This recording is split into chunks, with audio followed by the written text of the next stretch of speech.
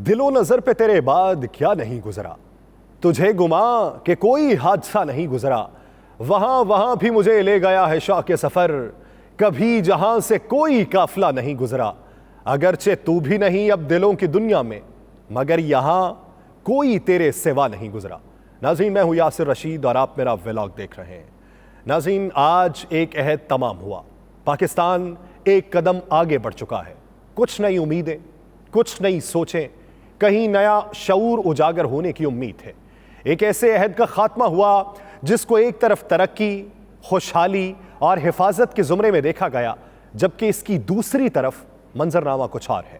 हालात की बेचैनी कहें या वक्त की तल्ख हकीकत, ये तो होना ही था। पाक फौज के 6 साल तक सिपा सालार रहने वाले जनरल कमर जावेद बाजवा कमान नए सिपा सालार जनरल आसिम मुनीर को सौंप कर रिटायर हो चुके हैं। GHQ में तकरीब जारी थी।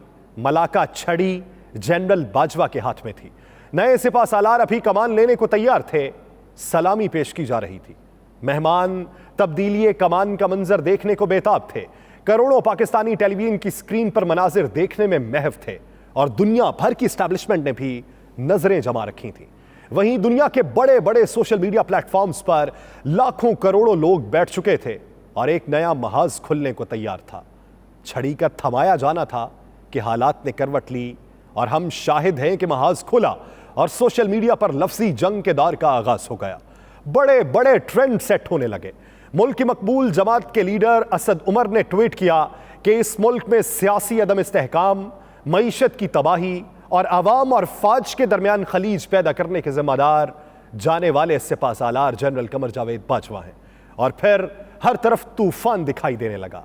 यूं लगा कि पाकिस्तानी सियासत घूम फिर के 1988 पे आन खड़ी हुई है।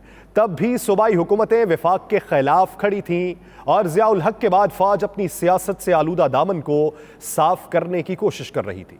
और आज भी वही मंजर है कि जिस दिन 2 सूबाई हुकूमतें विफाक के मुखालिफ सफा रहा हैं और जनरल कमर जावेद बाजवा की रुखसती पर फौज ए पॉलिटिकल रहने का पैगाम दे रही है।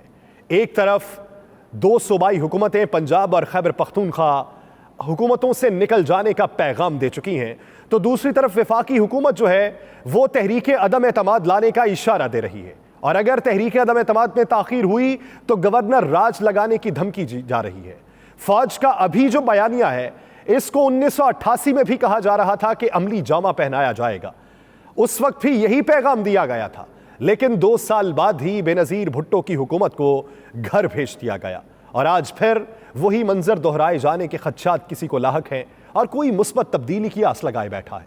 1988 के बाद अब तक कितने आर्मी चीफ आए? मिर्जा असलम बेग आए, 2 साल 364 दिन तक आर्मी चीफ रहे। उनके बाद आसिफ नवाज जंजुआ ने कमान संभाली, 1 साल 145 दिन तक आर्मी चीफ रहे। उनके बाद अब्दुल वहीद काकड़ आए, 3 साल 1 दिन तक आर्मी चीफ रहे। और फिर उनके बाद जहांगीर करामत 2 साल 267 दिन आर्मी चीफ रहे। फिर उनके बाद जनरल परवेज मुशर्रफ 6 अक्टूबर 1998 को आए, 9 साल 53 दिन तक आर्मी चीफ रहे और 29 नवंबर 2007 तक वर्दी पहने रखी। उनके बाद अशफाक परवेज कयानी आए, 6 साल आर्मी चीफ रहे। और फिर उनके बाद राहील शरीफ आए। फिर कुछ रब्त पैदा होता दिखाई दिया, वो 3 साल तक आर्मी चीफ रहे और उनके बाद जनरल कमर जावेद बाजवा ने पाक फौज की कमान संभाल ली। ये सब उसके बाद हुआ जब यह फैसला किया गया था कि हमारा अब सियासत से कोई ताल्लुक नहीं रहेगा। लेकिन इस दौरान जो कुछ होता रहा उसे दोहराने की जरूरत नहीं है और अब की बार फिर वही पैगाम दिया जा रहा है कि फौज का सियासत से कोई लेना देना नहीं होगा। फौज ने सियासत में अमल दखल की भारी कीमत चुकाई है और वो मजीद ऐसे इकदामात से गुरेज की ख्वाह है। आज के दिन को पाकिस्तान की तारीख का फैसला कुन दिन करार दिया जा रहा है, जो आइंदा 3 साल के लिए पाकिस्तान की सियासत के रुख को मुतय्यन करेगा। आज के दिन जाने वाले ने जब यह कहा कि मैं अपनी अगली जिंदगी गुमनामी में गुजार दूंगा, तो उसके मुखालिफ सोशल मीडिया पर बात करने वालों ने ऐसा इशारा दिया जिससे यह लगा कि गुमनामी में रहना शायद मुश्किल हो जाएगा। लेकिन सवाल यह है कि कब तक गुमनामी की जिंदगी गुजारी जा सकती है और कब तक किसी का पीछा किया जा सकता है।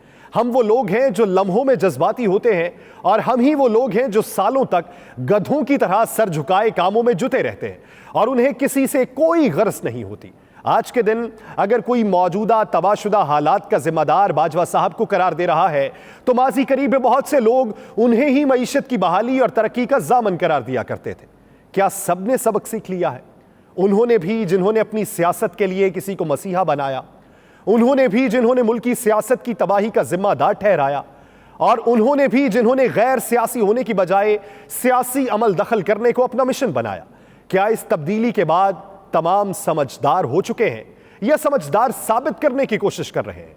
एक तरफ आज की कमान तब्दीली की तकरीब में मौजूद साबिक आर्मी चीफ राहील शरीफ की सोशल मीडिया पर मदासराई बयान की जा रही है कि यह था वो शेर जिसने अपनी मुद्दत के खात्मे के बाद एक्सटेंशन नहीं मांगी, अपनी मुद्दत मुकम्मल की और घर चले गए। यहां सबसे अहम सवाल यह पैदा होता है कि एक्सटेंशन देता कौन है? अगर एक्सटेंशन मांगी जाती है तो एक्सटेंशन देने के लिए इख्तियार किसके पास होता है? फिर जवाब आएगा कि जब दबाव डाला जाए तो कैसे ना दी जाए, देनी पड़ती है एक्सटेंशन। तो इसका सादा सा जवाब है कि अगर हुकूमत खुद प्रो पॉलिटिकल खुद को बनाए और उसे इस बात का इदराक हो कि हमें सियासी मामलात के लिए किसी जनरल की जरूरत नहीं है, कोई भी आए हमारे लिए मोहतरम होगा और मुल्क के लिए ठीक होगा, तो कभी ऐसे फैसले नहीं होंगे। वो खदशा कि क्या ए पॉलिटिकल रहने का कहने वाले ए पॉलिटिकल रहेंगे, तो इसका जवाब है कि जब तक तमाम सियासी जमातें इस बात पर मुत्तफिक नहीं होती कि वह अपने बलबूते पर इलेक्शन लड़ेंगी, तब तक ऐसा नहीं हो सकता।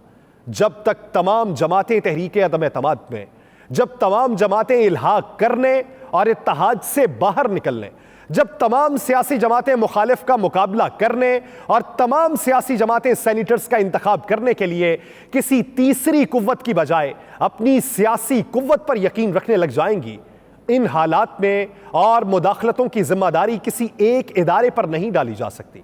तो फिर ऐसे में तमाम सियासी जमातें शामिल हैं जो अपने मकासद के हुसूल के लिए इदारे का इस्तेमाल करती हैं, और फिर जब इदारे किसी और जमात के साथ खड़े हों तो उनकी बुराई का आगाज कर दिया जाता है। यही वो मौका है कि जब हम तारीख को दोहराने से रोक सकते हैं।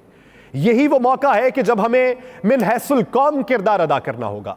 ये जो सोशल मीडिया पर बैठकर फिर से इदारों से उम्मीद लगाने की बातें कर रहे हैं, कोई ये कहता सुनाई देता है कि नए जनरल इमरान खान को पसंद करते हैं, और दूसरी जानिब से आवाज आने लगती है कि हुकूमत को नए जनरल की मुकम्मल सपोर्ट है।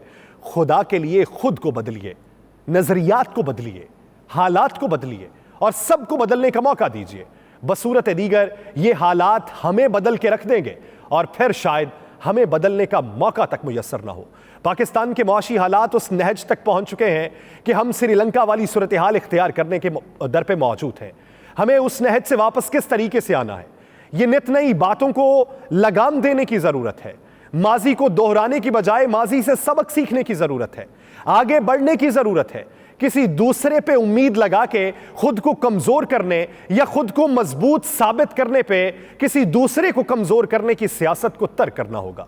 हमें मजमूई तौर पे मुत्तहिद होने की जरूरत है, तभी इदारे मजबूत होंगे, तभी सियासत मजबूत होगी, तभी आपके कारकुनान मजबूत होंगे और तभी पाकिस्तान मुआशी तौर पे बेहतर समत में गामजन हो सकेगा।